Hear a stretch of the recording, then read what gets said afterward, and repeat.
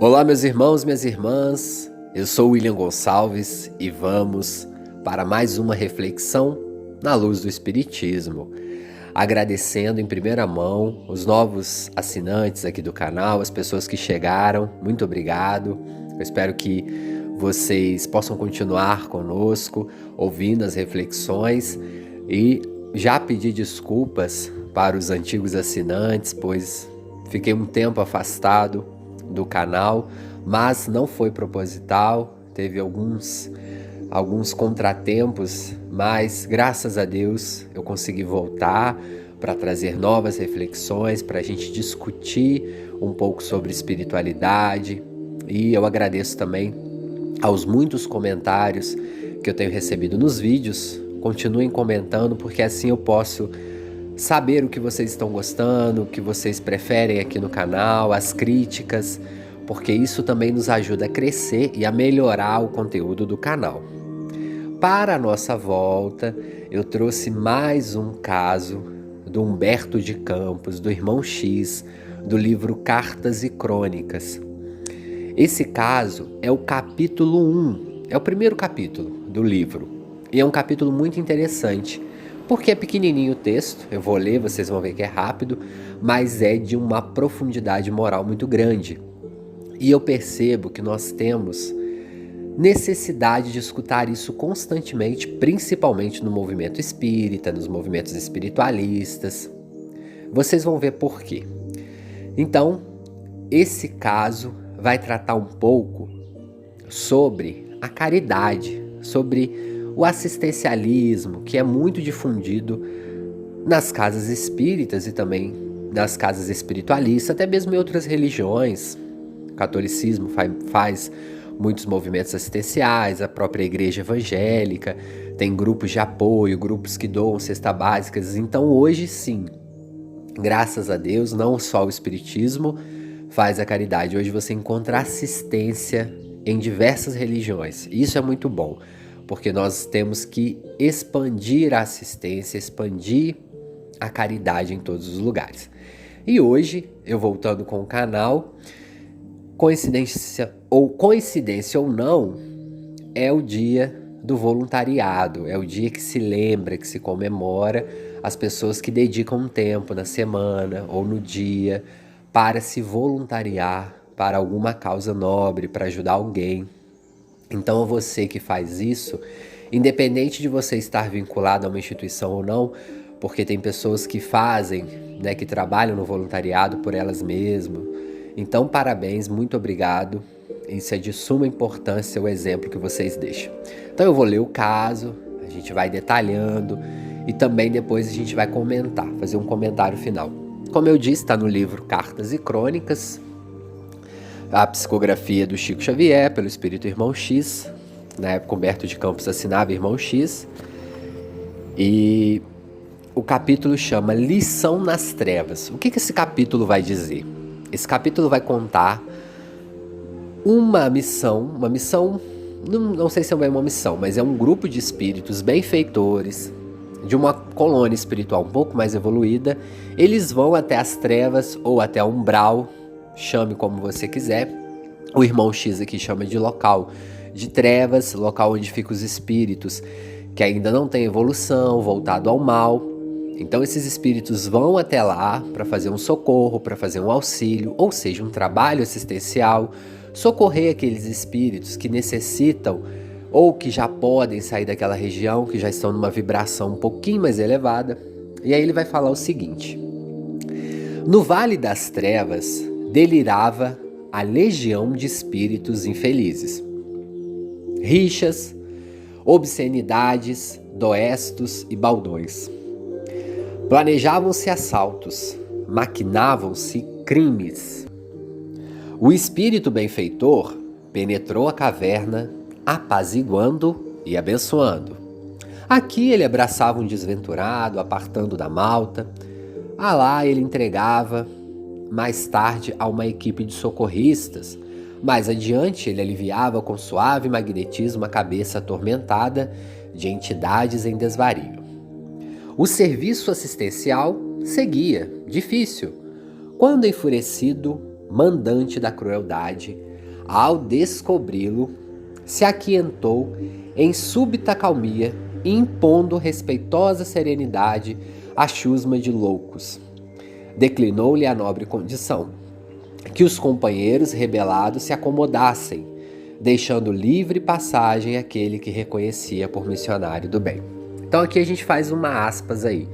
Ou seja, os benfeitores chegaram na região umbralina, na região de trevas, e começaram a fazer o seu trabalho. Porém, os inimigos que estavam lá, os malfeitores, começaram a atrapalhar o trabalho, começaram a xingar, começaram a jogar as coisas, enfim, começaram a atrapalhar. Quando de repente um desses malfeitores, um desses espíritos sombrios, percebeu, reconheceu um dos benfeitores que ali estavam. Então, na hora que ele reconhece, ele pede todo mundo para parar, porque ele era o chefe ali.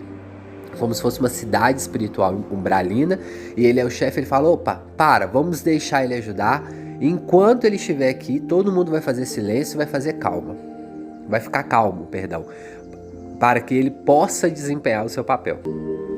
E aí, continuando o texto, o malfeitor, aliás, o benfeitor, pergunta ao malfeitor: você me conhece? Interrogou o recém-chegado, espantado e agradecido. Então ele ficou espantado, agradecido, mas ele ficou na dúvida: você me conhece de onde? Por que você está sendo bom comigo? E aí o malfeitor disse rudemente: eu era um doente na terra, e você curou meu corpo, que a moléstia desfigurava. Lembro-me perfeitamente de teu cuidado a lavar minhas feridas. Os espíritos que ali estavam entraram na conversação de improviso, e um deles, com a cara fechada, apontou o visitador e clamou para o amigo: que mais esse homem te fez na terra para que você tenha tanta referência a ele, tanto respeito, né? E aí ele falou: olha, ele me deu teto e agasalho. E o outro falou: e o que mais? Ele falou: ele supriu a minha casa de pão e roupa, libertando-nos, a minha família, da nudez e da fome. O outro perguntou ainda com mais ironia, mais maldade: e o que mais então? Muitas vezes ele dividia comigo o que trazia na bolsa, entregando-me abençoado dinheiro para que a penúria não me arrasasse. Estabelecido o silêncio, o espírito benfeitor, encorajado pelo que ouvia, indagou com humildade: meu irmão, nada eu fiz senão cumprir o dever que a fraternidade me impunha. Entretanto, se te mostras tão generoso para comigo em tuas manifestações de reconhecimento e de amor que reconheço não merecer, por que te entregas assim à obsessão e à delinquência? O espírito ficou um pouco sensibilizado, abaixou a cabeça, ficou triste e explicou: em verdade, você é muito bom e amparaste a minha vida, mas você não me ensinou a viver.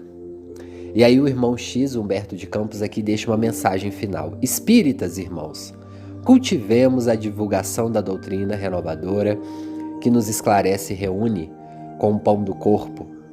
Estendamos a luz da alma que nos habilite a aprender, a compreender, a raciocinar e a servir. Gente, que bela lição é essa? O texto fala por si só, não precisa da gente ficar aqui trazendo muitos comentários para o vídeo ficar longo, né? Mas é muito importante nós conversarmos sobre isso na atualidade, porque se fala tanto no espiritismo que fora da caridade não há salvação, que muitas pessoas entram para o movimento espírita ainda com aquele resquício de outras religiões, e eu digo outras religiões, e muita gente fala assim: mas e a pessoa que nasceu espírita? Mas no íntimo da sua inconsciência, nas outras encarnações, ela teve outras religiões. E aqui eu não estou criticando outras religiões, mas tem religiões que pregam que se você não fizer isso, você não entra no reino dos céus. O espiritismo não tem isso, gente. O espiritismo fala que fora da caridade não há salvação. E aí a pessoa, quando entra no movimento espírita, interpreta isso tão ao pé da letra que ela coloca um monte de funções caritativas na sua semana e acha que só fazendo isso é que vai virar um espírito evoluído. Muito pelo contrário. A caridade é um meio para que nós evoluamos, para que nós aprendamos. E a caridade, ela tem a caridade material e a caridade moral. Nós já conversamos sobre elas aqui no canal. Se você tiver dúvidas sobre caridade material e caridade moral, volta nesse vídeo, que lá eu explico um pouco. Mas em suma, a caridade moral, ela tem uma importância maior porque ela não passa. Se você dá um pão, um agasalho, se você for lá ajudar dando um remédio, aquilo ali passa porque é algo material. É claro que na memória da pessoa que receber, ela jamais vai esquecer aquele ato. E através daquele ato, da vibração que você empregar ali, você pode transformar. Mas o que esse benfeitor fez? Ele ajudou, ele levou o material, mas ele não ajudou a esclarecer essa família. E essa é a parte mais difícil, que o movimento espírita tem enfrentado problemas. Às vezes tem instituições espíritas que ajudam 1.000, 2.000 famílias por mês, mas evangelizando-as, eles não conseguem nem 200 famílias. E muitas das vezes o assistido da casa é resistente. Às vezes para você falar algo, para você esclarecer algo, é muito difícil. Às vezes você convida uma pessoa que está recebendo uma cesta básica da casa para assistir a palestra antes, ela até está lá assistindo, mas às vezes ela não está, ela está ouvindo, né? Ela está escutando, mas ela não está ouvindo, ela não está interpretando. Então é muito difícil. Por isso que fazer a caridade não é fácil, porque nós temos que ter persistência. Quem trabalha, por exemplo, na evangelização infantil, às vezes chega no dia, vai 1, 2 crianças e às vezes tem 10, 12 crianças matriculadas. Tem semana que não vai ninguém.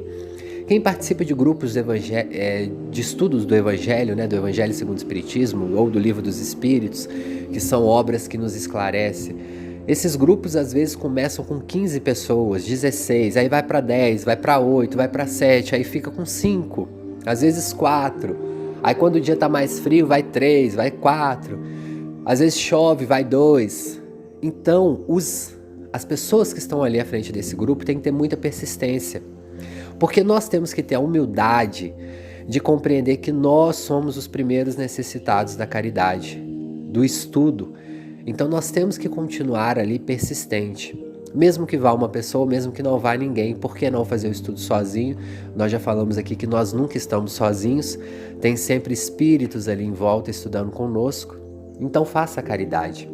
E muitos desses espíritos, muitas dessas pessoas que estão sendo assistidas na casa espírita e que não se evangelizam, quando desencarnam, percebem a importância e estão ali na casa espírita para estudar conosco o Evangelho, o Livro dos Espíritos, assistir as palestras. Então é muito importante. Então a caridade material, gente, ela é extremamente necessária. Mas é importante que nós estejamos lado a lado com a caridade moral. É claro que nós não vamos dar lição de moral se uma pessoa vier até a nossa porta ou até a casa espírita pedir uma cesta básica. Mas é importante que a gente pontue, é importante que a gente convide e que a gente esclareça. E é importante também que a gente utilize da repetição, porque é repetindo que aquilo vai entrando na memória da pessoa, sem agredir o outro, sem agredir a crença, sem agredir o local que ele se encontra naquele momento evolutivo dele. Mas nós podemos esclarecer, nós podemos orientar até mesmo sem usar muito da nossa religião. Quantas pessoas hoje, em pleno 2019, estão sedentas por uma ajuda, por uma escuta? Não é à toa, né, que as doenças psíquicas, as doenças psicológicas estão aflorando aí em todo mundo. Então todo mundo está buscando na internet vídeos de psicólogos, de psiquiatra. Tem gente que vai para o lado dos coaches da vida. Eles estão querendo ouvir, eles estão querendo uma orientação sobre a vida deles. Então às vezes a gente pode ir lá ajudar uma família, a gente pode conversar. Olha, está acontecendo algo aqui que a gente pode ajudar, que a gente pode encaminhar vocês para um psicólogo, a gente pode tentar conseguir. Então as pessoas estão precisando dessa orientação E o evangelho é isso, o evangelho não está só circunscrito no evangelho segundo o Espiritismo ou nas palavras de Jesus, porque Jesus falava que é o amor ao próximo. Então quando eu ajudo o outro a melhorar a sua condição psicológica, a sua condição moral, para ele organizar a sua vida e aprender a organizar, a gerir a sua vida, isso também é evangelho, porque aí quando a pessoa consegue gerir a sua vida, consegue melhorar o seu estado psicológico, o seu estado de humor, ela consegue até gerir melhor materialmente aquilo ali. Por exemplo, esse irmão, o espírito benfeitor deu comida, deu pão, deu não sei o que, mas ele não ajudou moralmente. Então ele poderia ter orientado ele, ajudado a família psicologicamente, estimulado a ele a ir buscar um trabalho, que ele conseguisse sustentar sua família. Isso é tão legal, porque, mas aí o assistido tem que ser assistido da casa espírita pro resto da vida. Não, a casa espírita pode ajudar. Olha, meu irmão, você está sem emprego, a gente pode ajudar, sei lá, quantos voluntários tem na casa espírita que às vezes trabalham com RH, a gente pode montar um currículo para você, às vezes seu currículo não está de acordo com o mercado de trabalho, vamos atualizar, quais as experiências que você tem. Vamos colocar uma foto nesse currículo, às vezes vai ajudar. Eu conheço alguém que pode te oferecer um emprego. Enfim, é claro que cada caso é um caso, mas às vezes as pessoas podem ajudar de outras maneiras. E isso é evangelizar, porque isso é estimular, isso é ajudar a pessoa a caminhar. Porque, gente, venhamos e convenhamos, se coloque na situação de uma pessoa que está passando fome, que a luz da casa está cortada, que ela não tem um agasalho para dar para o filho, que o filho está precisando de um material escolar, a mãe está doente, não tem remédio para comprar, vai no SUS, não tem o remédio, aí volta para casa desesperada. Você acha mesmo que uma pessoa dessa vai sentar e vai ter o equilíbrio emocional, psicológico para ouvir algo do evangelho? É claro que não. Ela vai estar ali atormentada, ela pode até ouvir, mas ela não vai interpretar. Então primeiro nós temos que ajudar, nós temos que acalmar, ver o que podemos fazer, e aí com o tempo essa evangelização vai entrando, a gente vai orando, a gente vai pedindo aos espíritos amigos que vai intuindo a pessoa, e aí sim. Mas nós temos que ter em mente para fazermos os dois ao mesmo tempo. Eu trabalhei muito tempo na assistência aos moradores de rua, e muitas pessoas me falavam assim, mas não ajuda as pessoas que estão em situação de rua, elas estão ali porque querem, vocês vão lá levar comida para ela, muitos jogam fora, muitos vendem para trocar droga, beleza. Mas William, eu estava ali não só pelo alimento, eu estava ali não só para dar um copo de suco, ou uma sopa, ou um arroz com feijão que eles precisavam. Naquele momento que eu estava ali, eu tentava ouvir eles, eu tentava orar por eles. Então quando a gente chegava numa família, por exemplo, que estava na rua, ou uma pessoa, eu pedia a espiritualidade amiga para aplicar um passe, se tivesse ali algum espírito inferior junto a ele que pudesse esclarecer, e naquele momento a gente fazia uma escuta amiga. Então às vezes, é claro que a gente não tirava a pessoa da rua, mas a gente ouvia, às vezes ouvia a história, e naquele momento que ele desabafava, que ele contava os problemas que ele teve no dia, as aflições, que ele tinha brigado com o parceiro ou com a parceira, que ele tinha machucado o pé, pegando recicláveis. Aquele momento ele desabafava, ele conseguia... Porque, gente, quem mora na rua às vezes não tem ninguém para conversar. Às vezes a pessoa vai conversar com outro morador de rua, mas eles não tem tanto diálogo assim. Às vezes é uma ou duas pessoas, às vezes tem gente que vive solitária. A gente conhecia um senhor que morou na rua, e ele, por exemplo, não gostava de conversar, de dialogar com ninguém, ele ficava muito sozinho. Então quando a gente chegava, conversava um pouco, nem que seja uma boa noite, a pessoa vai se sentindo humanizado de novo. Então esse momento é o evangelizar. Naquele momento, se eu ficasse dando sermão para eles iriam escutar de fato 100%? Não. Eles só vão escutar com o tempo que a gente for ali conversando e tudo mais. E muitos deles sim nos pediam orações. Por favor, ore por mim. Já são pessoas que têm um vínculo religioso e tal. Ou o nosso grupo não tinha vínculo religioso, né? Apesar de eu ser espírita, o nosso grupo de assistência não tinha. Mas naquele momento a gente falava, olha, nós não somos um grupo religioso, mas nós vamos orar por você, nós vamos pedir a Deus que interceda por você.